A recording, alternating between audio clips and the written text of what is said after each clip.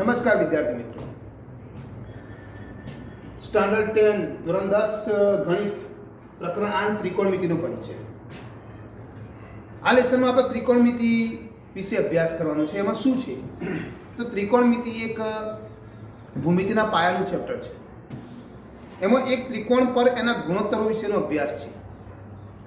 હવે ત્રિકોણમાં પણ ફક્ત કાટકોણ ત્રિકોણ, અહીંયા લઘુકોણ કે ગુરુકોણ જેવા ત્રિકોણનો કોઈ ઉપયોગ નથી. ફક્ત આ બધું જે ગુણોત્તરોનો અભ્યાસ છે કાટકોણ ત્રિકોણ પર છે. એટલે કાટકોણ ત્રિકોણ વિશે આપણે ચર્ચા કરીને એના ગુણોત્તર વિશે આમાં અભ્યાસ કરીશું. એના અનુસંધાનમાં આપણે દાખલા ગણવાના છે. શું છે આ ગુણોત્તરમાં? તો ત્રિકોણમિતિય ગુણોત્તરોમાં સૌપ્રથમ કાટકોણ ત્રિકોણની અંદર કાટખૂણો સિવાયની ત્રીજી બાજુ કર્ણ અને કાટખૂણો બનાવતી બે બાજુ એમ ત્રણ બાજુઓમાં કોઈ એક ખૂણાને અનુલક્ષીને એની સામેની બાજુ, પાસેની બાજુ અને કર્ણ થી 6 ગુણોત્તરોનો અભ્યાસ કરવાનો છે. એ 6 ગુણોત્તરોનું નામ છે સાઇન, કોસ, ટેન, કોસેક, સેક અને કોટ. આ 6 ત્રિગુણોત્તરોના નામ આપેલા છે. સાઇન એક ટૂંકું નામ છે. આમ તો એસઆઈ એની સાઇન થાય, કોસ તો કોસાઇન, ટેન તો ટેન્જેન્ટ, કોસેક એનું ફૂલ ફોર્મ છે કોસિકન્ટ, સેકનું ફૂલ ફોર્મ છે સેકન્ટ અને કોટનું ફૂલ ફોર્મ છે કોટેજન્ટ. પણ આપણે ટૂંકા શબ્દોથી અહીંયા ઉચ્ચારણ કરીશું. આગળની વાત કરીએ તો અહીંયા આ ખૂણાઓના અનુસંધાનમાં જે ત્રિગુણોત્તરોનો અભ્યાસ છે, ત્રિગુણોત્તરોની સાથે સાથે 0 થી 0 અંશથી 90 અંશ સુધીના ખૂણાઓના મૂલ્યોનો પણ અભ્યાસ કરવાનો છે. કે ભાઈ આ ત્રિગુણોત્તરોના અનુસંધાનમાં સાઈનના ખૂણાઓના મૂલ્ય કેટલા થાય, તો એના પણ આની અંદર આ ચેપ્ટરની અંદર ચર્ચા કરી છે. તો આ બધી આપણે સાથે ક્રમશઃ જોતા જઈશું. અને છેલ્લો ટોપિક એક છે કે ભાઈ એના ત્રિગુણોત્તરોના કોટિકોણના ત્રિગુણોત્તર, મતલબ જે ત્રિગુણોત્તર આપણે ત્રિકોણના બનાવે છે એના કોટિકોણના ત્રિગુણોત્તરોનો અભ્યાસ આપણે કરવાનો છે. તો સૌપ્રથમ આપણે કાટકોણ ત્રિકોણને સમજીએ, ત્યારબાદ એની સામેની બાજુ, પાછળની બાજુ અને કર્ણની વાત કરીએ અને પછી ત્રિગુણોત્તરોની માહિતી હું તમને આપું છું. તો ધ્યાન આપજો. એક કાટકોણ ત્રિકોણ દોરું છું. મેં તમને વાત કરી ભાઈ અહીં એક કાટકોણ ત્રિકોણનો જ ઉપયોગ છે. આમાં લઘુકોણ કે ગુરુકોણ નથી. માનો કે આપણે એક કાટકોણ ત્રિકોણ દોર્યો, બરાબર, જેમાં કાટખૂણો છે ને આ કર્ણ છે. ત્રિકોણનું નામ આપી દઉં છું એબીસી. આ એબીસી કાટકોણ ત્રિકોણમાં ખૂણો સી કાટખૂણો છે, અરે ખૂણો બી કાટખૂણો છે. તો લખું છું ત્રિકોણ એબીસી માં ખૂણો બી કાટખૂણો છે તથા એસી શું છે ભાઈ? કર્ણ છે. અને એસી બાજુ કર્ણ કહેવાય ને. હવે વાત કે ભાઈ અહીંયા આપણે કાટકોણ સિવાયનો જે કોઈ ખૂણા છે બાકીના બે એ અને સી એ પરસ્પર એકબીજાના કોટિકોણો છે. તો અહીં લખું છું, અહીં ખૂણો એ અને ખૂણો સી એકબીજાના કોટિકોણો છે, રાઈટ? જેનો માપનો સરવાળો 90 થાય. તમે જાણો છો કાટકોણ ત્રિકોણ વિશે, બી ખૂણા સિવાયના બાકીના બે ખૂણાઓનો સરવાળો 90 થાય છે, બરાબર? હવે આ ખૂણો સી છે, એના અનુસંધાનમાં આપણે જોઈએ આ ખૂણો સી. હવે અહીંયા ખૂણા સી નું હું થીટા ખૂણો નામ આપું છું. શું નામ આપું છું? થીટા. બીજું, આ થીટા ખૂણા એટલે કે ખૂણો સી જે થીટા ખૂણો છે એના અનુસંધાનમાં આપણે ત્રિગુણોત્તરોની વાત કરીએ તો આ ખૂણાના અનુસંધાનમાં જોઈએ તો આ એની સામેની બાજુ કહેવાય. શું કહેવાય? એની સામેની બાજુ. તો લખું છું આ સામેની બાજુ, બરાબર? આ ખૂણાના અનુસંધાનમાં આ પાસેની બાજુ કહેવાય. અને આ શું છે ભાઈ? આ તો જનરલી બધા માટે કર્ણ છે. ખૂણાની સામેની બાજુ 90 અંશના ખૂણાની સામેની બાજુ. હવે સામેની બાજુ છે, જે ખૂણાની સામેની બાજુ છે એને આપણે વાય સંકેત આપીશું. થોડા વાય નામ આપું છું તમને. વાય આ ખૂણાને આપણે એક્સ બાજુ, આ આની બાજુને આપણે એક્સ કહીશું અને કર્ણને આપણે સંકેતમાં આર લઈશું. તો વાય એક્સ અને આર. તો લખું છું AB બરાબર વાય, BC બરાબર એક્સ અને EC બરાબર આર લેતો બરાબર. હવે ત્રિકોણમિતીય ગુણોત્તરો તો ધ્યાન આપજો, પોઈન્ટ લઉં છું. ત્રિકોણમિતીય ગુણોત્તરો, આ ગુણોત્તરો સમજવાના છે. બરાબર. કેટલા ગુણોત્તરો બનશે? 6 ગુણોત્તરો બનશે. આ 6 ગુણોત્તરોમાં કયા કયા તો લખું છું. એક સાઇન, કોસ, ટેન, કોસેક, સેક અને કોટ. આ 6 ત્રિગુણોત્તરો. તો આ 6 ત્રિગુણોત્તરોની અંદર વાત કરતા ત્રિગુણોત્તરો કઈ રીતે બને છે? તો ધારો કે આ ત્રિકોણની 3 બાજુ છે. આ 3 બાજુઓ સાથે ક્રમશઃ ગમે તે બે બાજુઓનો ગુણોત્તર કરો ત્યારે એક ત્રિગુણોત્તર તૈયાર થાય. માનો કે આમાં કેટલા ગુણોત્તર બને એ હું તમને ગુણોત્તરોની માહિતી સાઈડમાં આપું છું, જોઈ લો. આમ જોવા જઈએ તો આમાં ગુણોત્તર કેટલા બને? તો 6 ગુણોત્તરો બને. પહેલા મુખ્ય 3 ગુણોત્તરોની વાત કર દો. તો જુઓ, આ ખૂણાથી આપણે વિચારીએ. હવે આ ખૂણાની સામેની બાજુનું કર્ણ, તો જોજો સામેની બાજુ એટલે આપણે ટૂંકમાં એની સાબા લખીશું, કદાચ જરૂર પડશે તો. અને પાસેની બાજુ હશે તેને પાબા લખીશું. તો સામેની બાજુ ભાગ્યા કર્ણ, આ એક ગુણોત્તર. પછી પાસેની બાજુ ભાગ્યા કર્ણ, આ બીજો ગુણોત્તર. અને ત્રીજો ગુણોત્તર છે સામેની બાજુ ભાગ્યા પાસેની બાજુ. સામેની બાજુ ભાગ્યા કર્ણ. 3 બાજુ જોઈએ તો 3 બાજુઓના પરસ્પર 3 ગુણોત્તર પહેલા બને. સામેની બાજુ ભાગ્યા કર્ણ, પાસેની બાજુ ભાગ્યા કર્ણ અને સામેની બાજુ ભાગ્યા પાસેની બાજુ. આ 3 ત્રિગુણોત્તરો બને. હવે આ 3 ત્રિગુણોત્તરો બને તો આ 3 ને આપણે વ્યસ્ત કરીએ તો બીજા 3 ત્રિગુણોત્તરો બને. કારણ કે સામેની બાજુ ભાગ્યા કર્ણ છે તો આપણે કર્ણ ભાગ્યા સામેની બાજુ કરીએ. પાસેની બાજુ ભાગ્યા કર્ણ છે તો કર્ણ ભાગ્યા પાસેની બાજુ કરીએ. અને સામેની બાજુ ભાગ્યા પાસેની બાજુ છે પાસેની બાજુ ભાગ્યા સામેની બાજુ કરીએ. આમ 1 2 અને 3 બીજા. આમ 6 ત્રિગુણોત્તરો બને છે. ક્રમશઃ એકબીજાના વ્યસ્ત કરો તો 6 ત્રિગુણોત્તરો બને. આ 6 ત્રિગુણોત્તરો sin, cos, tan, cosec, sec, cot છે, જેનો આપણે અભ્યાસ કરવાનો છે. તો સૌપ્રથમ પહેલો ગુણોત્તર લઈએ sin. પહેલો ગુણોત્તર લઉં છું sin. ચલો sin થીટા આ ખૂણાથી જોઈશું આપણે. આ ખૂણાથી પણ જોઈ શકાય અને આ ખૂણાથી પણ જોઈ શકાય. પણ આપણે અત્યારે હાલ આપણે સમજવા માટે આ ખૂણાથી જોઈશું. એટલા માટે એનું થીટા નાખ્યું. sin થીટા બરાબર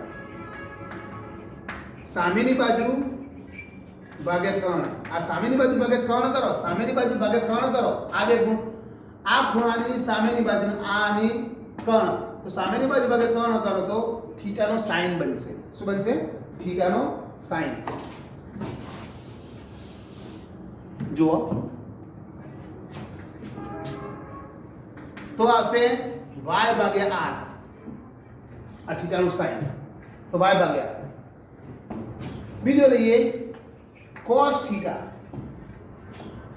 એમાં જોઈએ પાસેની બાજુ ભાગ્યા કર્ણ. પાસેની બાજુ છે આ ખૂણાની આ પાસેની બાજુ એનો ગુણોત્તર કર્ણનો ગુણોત્તર કરું તો એ થીટાનો cos બનશે. અને થીટા ખૂણાનો cos બને તો એના આપણે ટૂંકમાં લખીશું y/x/r. એ રીતે ત્રીજો ત્રિગુણોત્તર છે tan થીટા. tan થીટા એટલે સામેની બાજુ ભાગ્યા કર્ણ કર્યું, પાછળની બાજુ ભાગ્યા કર્ણ કર્યું. હવે સામેની ભાગ્યા પાછળની. તો સામેની બાજુ ભાગ્યા પાછળની બાજુ. સામેની બાજુ એટલે y અને પાછળની બાજુ એટલે x. તો સામેની બાજુ ભાગ્યા કર્ણ એટલે થીટાનો sin y/r.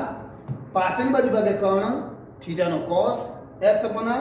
અને સામેની બાજુ ભાગ્યા પાછળની બાજુ તો થીટાનો tan y/x. તો આ 3 મુખ્ય ત્રિગુણોત્તરોનો આપણે બનાવ્યા. હવે આ ત્રિગુણોત્તરોને તમે વ્યસ્ત કરો તો બીજા ત્રિગુણોત્તરો બને. ધારો કે ત્રીજો નંબર, ચોથો નંબર. હવે સામેની બાજુ કર્ણ કર્યું તો હવે હું બદલું છું કર્ણ ભાગ્યા સામેની બાજુ. મતલબ શું કર્યું? તો જો પહેલો ત્રિગુણોત્તર તો sin એનો વ્યસ્ત કરી દીધો. અને વ્યસ્ત કરે એટલે શું બને? r/y. અને r/y બને એટલે એ ત્રિગુણોત્તરનું નામ છે cosec થીટા. સામેની બાજુ ભાગે કર્ણ હતો sin થીટા અને કર્ણ ભાગ્યા સામેની બાજુ કરો તો કોસેક થીટા. એનો મતલબ એ કે સાઇન થીટા અને કોસેક થીટા એકબીજાના વ્યસ્ત ત્રિગુણોત્તરો થયા. એ જ રીતે 5 નંબરમાં જોઈએ તો કર્ણ ભાગ્યા પાસેની બાજુ. કર્ણ ભાગ્યા પાસેની બાજુ. કર્ણ ભાગ્યા પાસેની બાજુ તો r/x. r/x અને r/x તો પેલો cos થીટા છે એનો વ્યસ્ત કર્યો ને, એનો ઉલટ ત્રિગુણોત્તર કર્યો તો આ બનશે sec થીટા. એટલે પાસેની બાજુ ભાગ્યા કર્ણ કરો તો cos થીટા, કર્ણ ભાગ્યા પાસેની બાજુ કરો તો sec થીટા. એનો મતલબ cos થીટા અને sec થીટા એકબીજાના વ્યસ્ત થયા. અને ત્રીજા નંબરમાં છે એ મતલબ છઠ્ઠા ક્રમે પાસેની બાજુ ભાગ્યા સામેની બાજુ. પાસેની બાજુ ભાગ્યા સામેની બાજુ કરો તો શું આવશે? x/y અને x/y એટલે cot થીટા. તો તમે જોયું કે સામેની બાજુ પાસેની છે તો tan થીટા અને પાસેની બાજુ ભાગ્યા સામેની બાજુ કરો તો cot થીટા. એટલે આ 6 ત્રિગુણોત્તરો મુખ્ય ત્રિગુણોત્તરો છે. આ 6 ત્રિગુણોત્તરો પરથી એના સંબંધો અને પરિણામો હવે આપણે આગળ જાણીશું. પણ પહેલા આ 6 ત્રિગુણોત્તરો તો મુખ્યત્વે તમારે સમજવા જોઈએ અને એને પૂરેપૂરા કમ્પ્લીટ કરવા જોઈએ. તો તમે જોઈ લીધું કે sin નો વ્યસ્ત cosec, cos નો વ્યસ્ત sec અને tan નો વ્યસ્ત cot. આ પરસ્પર 6 ત્રિગુણોત્તરોમાં 3 ના વ્યસ્ત બીજા 3 ત્રિગુણોત્તરો છે.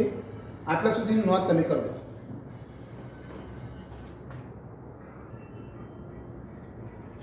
ચલો હવે આગળ આપણે જોઈએ બીજું. ધ્યાન આપજો.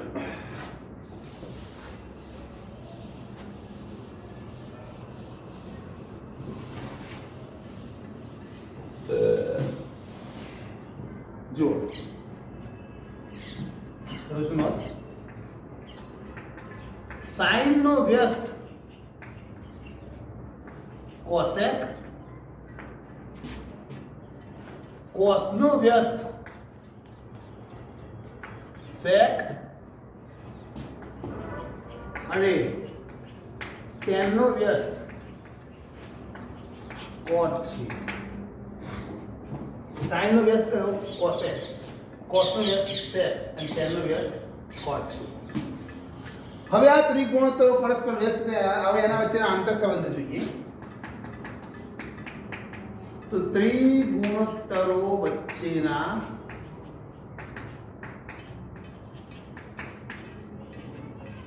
આંતર સંબંધો જુઓ. હવે સૌપ્રથમ પહેલી વાત કરીએ sin નો વ્યસ્ત cosec છે તો પહેલા આના પર એક ત્રિગુણોત્તર બનશે. મતલબ એના વચ્ચેના સંબંધો હવે જાણવા મળશે આપણને કે ભાઈ sin નો વ્યસ્ત cosec છે. એ sin નો વ્યસ્ત cosec છે તો શું કરવાનું? તો પહેલું sin થીટા, હવે એનો વ્યસ્ત કયો છે? cosec છે તો 1/cosec થીટા વ્યસ્ત થયો ને. sin અને વ્યસ્ત, sin અને cosec પરસ્પર વ્યસ્ત છે એટલે sin થીટા બરાબર 1/cosec થીટા બરાબર. તો એ તમે cosec થીટા ને કરતા બનાવો તો 1/sin થીટા, sin ને કરતા બનાવો તો 1/cosec થીટા, cosec ને કરતા બનાવો તો 1/sin થીટા. અને કોઈ પણ બે ત્રિગુણોત્તરો પરસ્પર વ્યસ્ત હોય તેનો ગુણાકાર 1 થાય. તેથી ત્રીજું પરિણામ બને sin theta into cosec theta બરાબર 1. આમાં 3 અલગ અલગ પરિણામ છે. sin બરાબર 1/cosec, cosec બરાબર 1/sin, તો sin ઇન્ટુ cosec બરાબર 1, એનો ગુણાકાર 1 થાય. ચલો બીજું. હવે તમને ખ્યાલ આવી જશે કે ભાઈ આ ત્રિગુણોત્તરો બન્યા તો હવે બાકીના ત્રિગુણોત્તરો વ્યસ્તના આધારે કઈ રીતે સંબંધોમાં જોડાશે. તો જુઓ બીજો cos થીટા બરાબર 1/sec થીટા. cos અને sec એકબીજાના વ્યસ્ત છે. તેથી sec થીટા ને કરતા બનાવો તો 1/cos થીટા.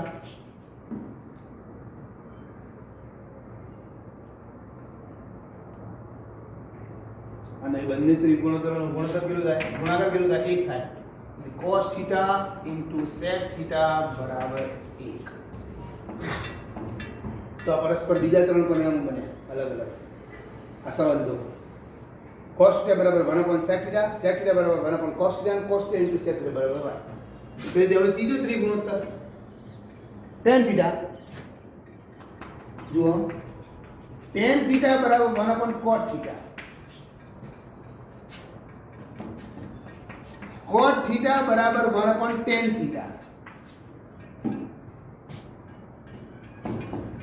અને બીજું છેલ્લું tan θ into cot θ,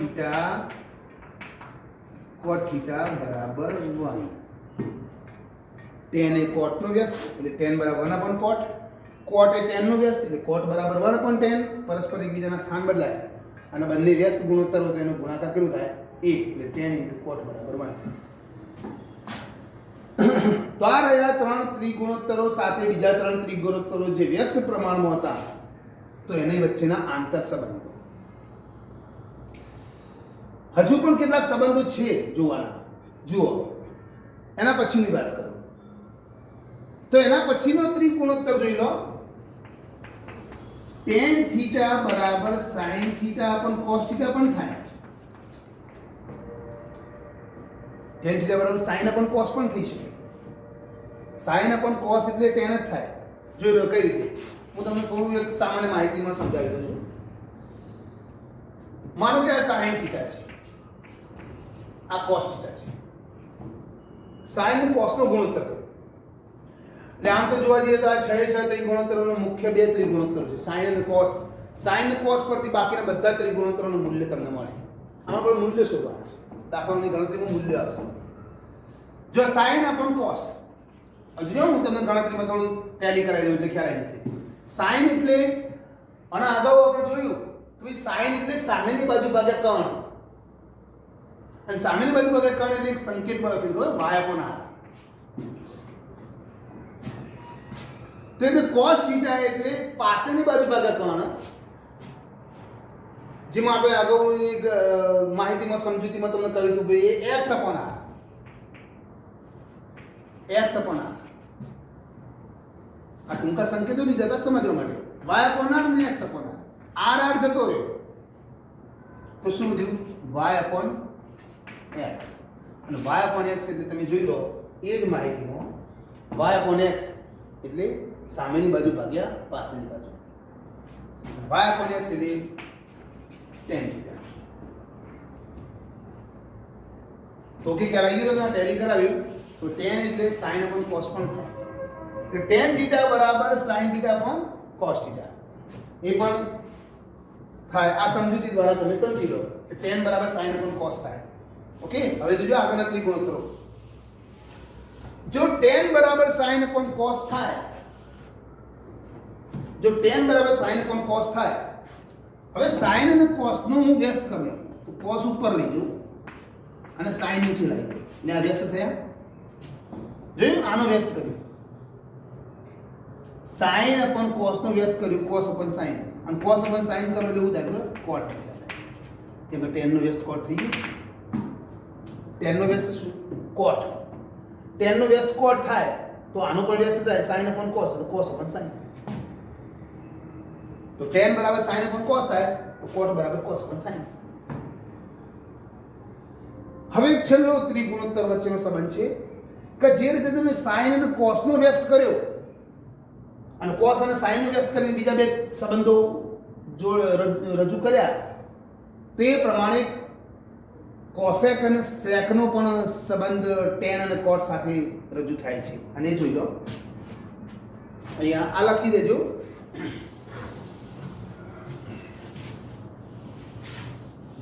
જુઓ કઈ રીતે. અને હવે છેલ્લું હવે આ tan θ બરાબર જો જરા તમે અગાઉ જાણ્યું કે sin હોય અને sin ગુણોત્તર છે તો sin ગુણોત્તરનું સ્થાન બદલો.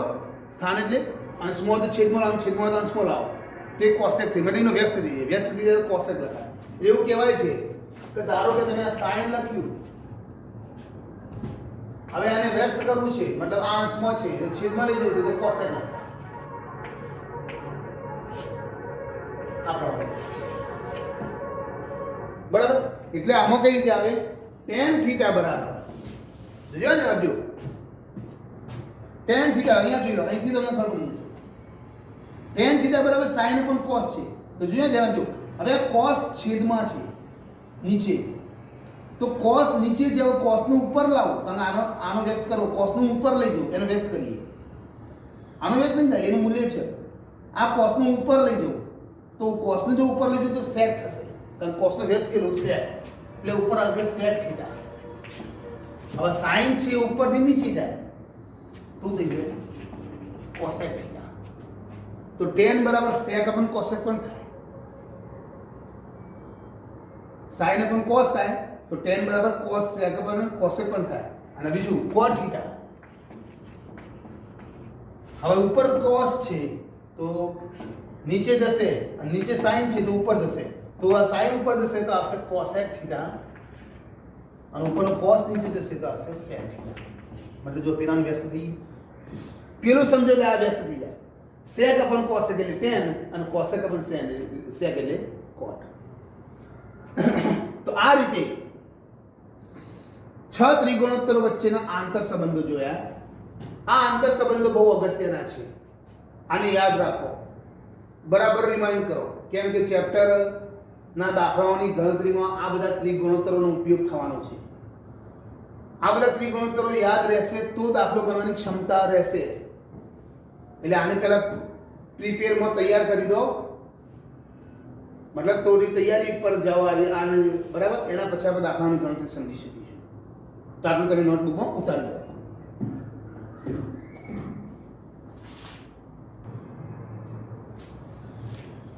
લખાઈએ તો હવે જુઓ, આ 6 ત્રિગુણોત્તરોના અનુસંધાનના આંતર સંબંધો વિશેનો અભ્યાસ કર્યો. તો હવે આ 6 ત્રિગુણોત્તરોના આંતર સંબંધોનો ઉપયોગ કરીને કેટલાક દાખલાઓની આપણે ગણતરી કરીએ. તો હાલ પેલા એક્ઝામ્પલ જોઈએ. શરૂઆતમાં જુઓ,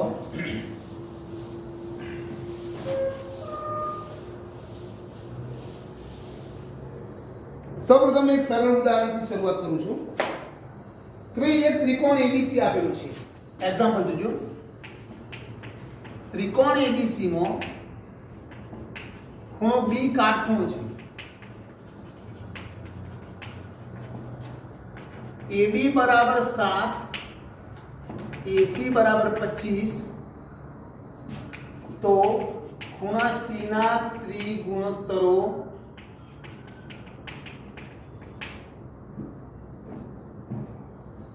મેળવો. ત્રિગુણોત્તરો એટલે ત્રિકોણમિતિય ગુણોત્તરો આ ટૂંકમાં. ઓકે, ચલો ત્રિકોણ એબીસી માં હવે એક આકૃતિ દોરજો જેથી તમને બહુ સરળતા રહેશે. તો ચલો ત્રિકોણ એબીસી માં ખૂણો બી કાટખૂણો છે. ખૂણો બી કાટખૂણો,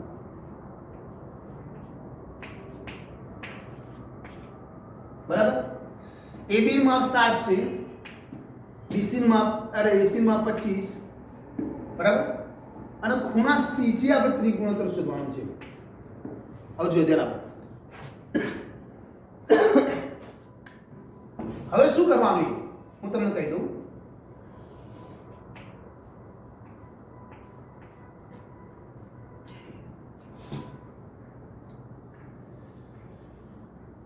બે બાજુના માપ આપેલા છે AB અને AC ના. ત્રીજી બાજુ BC નું માપ આપણી પાસે નથી, તો પહેલા ત્રીજી બાજુ BC નું માપ શોધી લેવું પડશે. કેમ કે ત્રિગુણોત્તરોના મૂલ્ય મેળવવા હોય તો પહેલા ત્રણ બાજુના માપ હોવા જરૂરી છે. હવે ત્રીજી બાજુ BC નું માપ મેળવવું હોય સૌપ્રથમ તો પાયથાગોરસનો ઉપયોગ કરીશું. કેમ કે પાયથાગોરસ તમે અગાઉ ભણેલા છો ને એ કાટકોણ ત્રિકોણમાં લાગુ પડે છે. તો જુઓ, AB બરાબર 7, AC બરાબર 25. હવે પાયથાગોરસના નિયમ પ્રમાણે ત્રિકોણ એબીસી માં પાયથાગોરસ તો આવડશે ને, બહુ અગત્યનો છે પોઈન્ટ. તો પાયથાગોરસનો નિયમ શું છે? AB² + BC² બરાબર કર્ણ AC². બે બાજુઓના કાટખૂણો બનાવતી બે બાજુના વર્ગનો સરવાળો ત્રીજી બાજુ કર્ણના વર્ગ બરાબર થાય. આ પાયથાગોરસનો નિયમ છે. તો ત્રીજી બાજુ કર્ણ છે ને, જે કર્ણ સૌથી મોટી બાજુ, એનો વર્ગ બરાબર પેલા બેનો સરવાળો થાય એના વર્ગનો. ચલો મૂલ્ય મૂકીએ. 7નો વર્ગ બીસી સ્ક્વેર અને 25નો વર્ગ. તો અહીંયા શું હશે 49 પ્લસ બીસી સ્ક્વેર, અહીંયા 625. તેથી બીસી સ્ક્વેર બરાબર 625 માઇનસ 49 અને અંતે બીસી સ્ક્વેર બરાબર આવશે 576. 576 એ વર્ગમૂળ છે કોનો 24 નું. જવાબ આવશે 24. તો ત્રીજું મૂલ્ય કેટલું આવ્યું 24. પાયથાગોરસની ગણતરી. પાયથાગોરસની ત્રિપુટી યાદ રાખવી પડશે જેથી ખાલી જગ્યાઓની ગણતરીમાં સરળતા રહે, સમય ના બગડે. એક પાયથાગોરસની ગણતરી કરવાની કોઈ જરૂર નથી. ખાલી જગ્યાઓ દાખલાની ગણતરી તો પાયથાગોરસ જરૂરી છે. બાકી ખાલી જગ્યા જેવી વસ્તુ હોય હેતુલક્ષી તો એમાં પાયથાગોરસની ગણતરી ન કરો, ડાયરેક્ટ ત્રિપુટી યાદ હોય તો સરળતાથી તમે જવાબ મેળવી શકશો. હવે આપણે ત્રિગુણોત્તરો જોઈએ. ચલો 3 બાજુના માપ મળી ગયા. હવે ખૂણા C ના ત્રિગુણોત્તરો. ખૂણા C ના ત્રિગુણોત્તર એટલે એક કામ કરીએ. પેલું sin C. ખૂણો C એટલે કયો લેવાનો sin C. જે ખૂણો હોય એ ખૂણો લેવાનો. હવે sin C એટલે સામેની બાજુ ભાગે ગણ. એક ખૂણાથી સામેની બાજુ કઈ તો AB અને કર્ણ કયો તો AC. મતલબ 7/25. જો sin C આ ખૂણાનો sin સામેની બાજુ ભાગ્યા કર્ણ એટલે 7/25. ચલો cos C પાસેની બાજુ ભાગ્યા કર્ણ એટલે BC/AC મતલબ 24/25. ત્રીજું tan C એટલે સામેની બાજુ ભાગ્યા પાસેની બાજુ मतलब AB/BC तो 7/24. cosec C cosec कौन भागे सामने बाजू मतलब AC/AB मतलब 25/7. sec C तो sec C में શું આવશે कौन भागे પાસની બાજુ मतलब AC/AB अरे AC/BC मतलब 25/24. અને છેલ્લું cot C એટલે પાસેની બાજુ ભાગે સામેની બાજુ. પાસેની બાજુ BC સામેની બાજુ AB मतलब 24/7.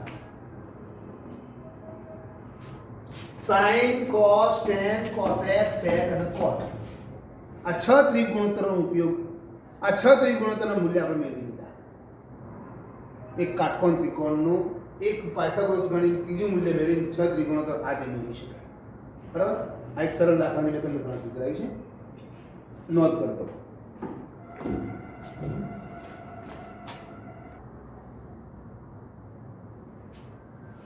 ચલો બીજો દાખલો જોઈએ, એના પછી જણાવજો.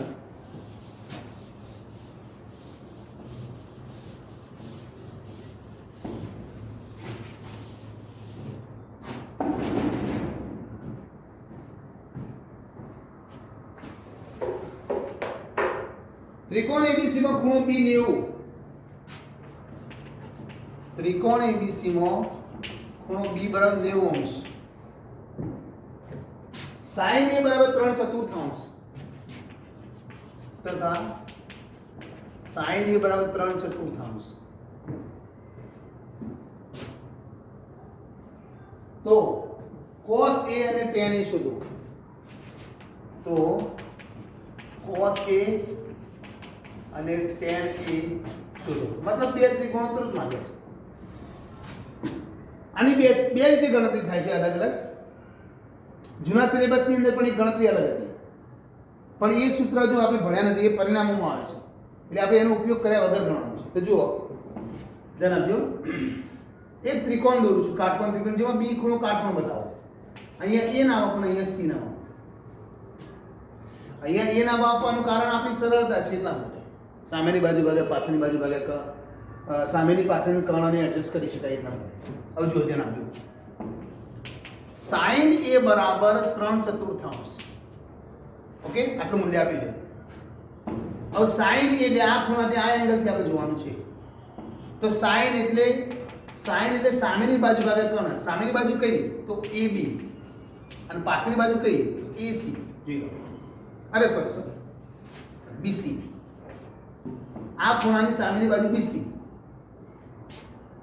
અને આ ખૂણાનો કર્ણ કયો તો એસી, તો બીસી અપન એસી બરાબર 3/4. ઓકે, હવે આને આપણે એકાંતર પ્રમાણમાં લઈ જઈએ તો બીસી અપોન આમ ક્રોસ લઈ જઈએ, બીસી અપન 3 એસી અપન 4 બરાબર કે ધારો. શું કર્યું આ તમને ખ્યાલ આવે? સાંભળજો, ધ્યાન આપજો. શું કર્યું ભાઈ? બીસી અપોન એસી એ તો ખબર પડી જાય ને, બરાબર 3/4. બીસી અપોન એસી બરાબર 3/4. આ ખૂણાની સામેની બાજુ બીસી અને આ ખૂણાનું કર્ણ એસી એટલે પેલો શું કહે સાઈન નો ત્રિગુણોત્તર, સામેની બાજુ ભાગે કર્ણ એટલે બીસી અપોન એસી. હવે આનું એકાંતર પ્રમાણ કરો. આ પ્રમાણ વિશે તમને સમજૂતી આપી દઉં. પ્રમાણ 5 પ્રમાણો ગણવામાં આવે છે. એ 5 પ્રમાણો યોગ, વિયોગ, એકાંતર, ઉલટ અને યોગ વિયોગ એમ 5 આવે છે. તો આ બંનેના સ્થાન બદલાય, આ બંનેના સ્થાન એકબીજાના સ્થાન છે, આના નહીં કરવાના, આના નહીં, આના ચેન્જ કરવાના. આ બંનેના સ્થાન બદલાય, એકબીજાના સ્થાનેથી અલગ અલગ સ્થાન બદલાય અને એ જે સ્વરૂપ બને એકાંતર પ્રમાણનું સ્વરૂપ કહેવાય. એટલે બીસી અહીં 3 અહીંયા આવી જશે અને એસી અહીંયા જતા રહેશે એટલે બીસી અપન 3 એસી અપન 4 આ એકાંતર પ્રમાણ કહે, જેને કે ધારે. એટલે એવું થશે બીસી બરાબર 4k એસી અરે બીસી બરાબર 3k આ 3 અને આ કે છે ને બીસી અપન 3 બરાબર k એટલે બીસી બરાબર 3k અને એસી અપન 4 બરાબર k એટલે એસી બરાબર 4 બરાબર લખી દો. તો બીસી બરાબર આપણે અહીંયા 3k લખીશું અને એસી બરાબર અહીંયા આપણે 4k લખીશું. હવે પાયથાગોરસ ગણો, પાયથાગોરસ ગણીશું, ધ્યાન આપજો. આ પાયથાગોરસ ગણવાનું કઈ રીતે? તો આ ત્રિકોણ એબીસી, ત્રિકોણ એબીસી માં ખૂણો બી કાટખૂણો છે, તેથી પાયથાગોરસના નિયમ પ્રમાણે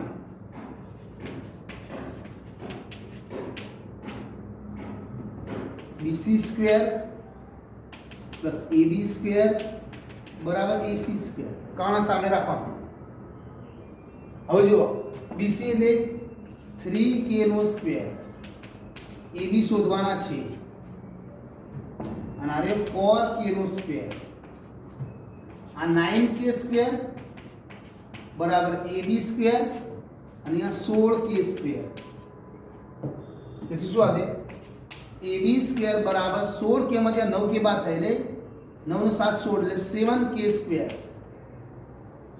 આવ્યું. તો શું આવે? એબી નું મૂલ્ય છેલ્લે અંતે વર અહીંયા લખું છું. અંતે એબી નું મૂલ્ય કેટલું હશે? એબી બરાબર √7k આટલું જ આવશે. k નું વર્ગ તો વર્ગમૂળ એટલે k આવી ગયો અને 7 નું વર્ગમૂળ 7 જ રહે એટલે એબી બરાબર √7k આવશે. ત્રીજું મેં લખેલું છે √7k.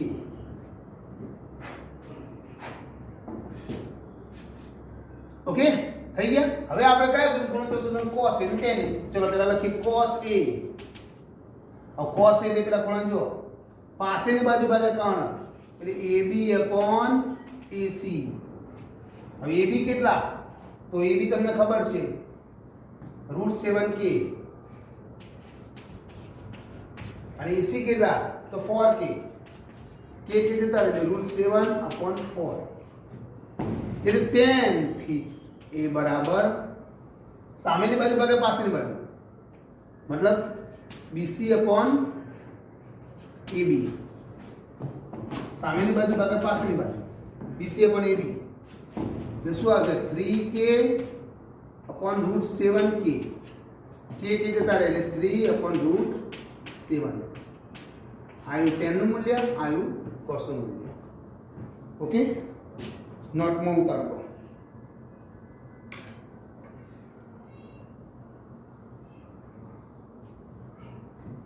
બરાબર, આ તો આ રીતે દાખલાની ગણતરી થાય છે. ફરીથી સમજી લેજો, કદાચ કોઈને ખ્યાલ ના આવ્યો હોય. જુઓ આકૃતિ દોર્યા પછી sin a બરાબર BC અપોન AC બરાબર 3/4 લખ્યું. આટલા સુધી તમને સમજાવ્યું કે એમાં કે ધાર્યો તો BC બરાબર 3K AC બરાબર 4K.